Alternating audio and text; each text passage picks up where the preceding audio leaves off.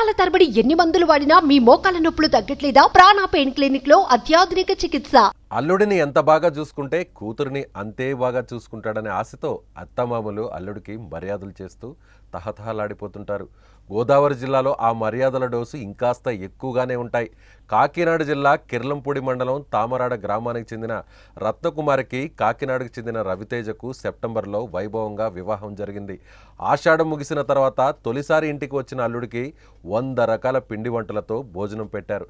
అందులో రకరకాల కూరలు, పండ్లు, పచ్చళ్ళు, స్వీట్లు అన్నీ ఉన్నాయి. అత్తగారు 100 రకాల పిండి వంటలు చేయడం పట్ల అల్లుడు రవితేజ తెగ ఆనందం వ్యక్తం చేస్తున్నాడు. ఏది తినాలో అర్థం కాక కాసేపు సతమతం కూడా అయిపోయాడు. ఏది ఏమైనా ఇటువంటి మర్యాదలు జీవితకాలం గుర్తుండిపోతాయి.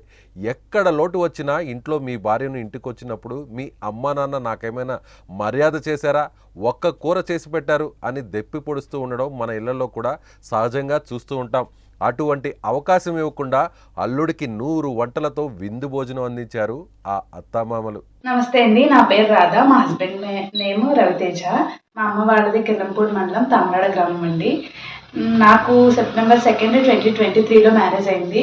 మాకు ఇప్పుడు ఫస్ట్ ఆషాఢం కాబట్టి మా అమ్మ వాళ్ళు కొత్తగా వచ్చే అల్లుడికి ఏదైనా వినూత్నంగా చేయాలని చెప్పి 100 రకాల పిండి వంటలతో ఆహ్వానం పలుకుదామని చెప్పి అనుకున్నారు.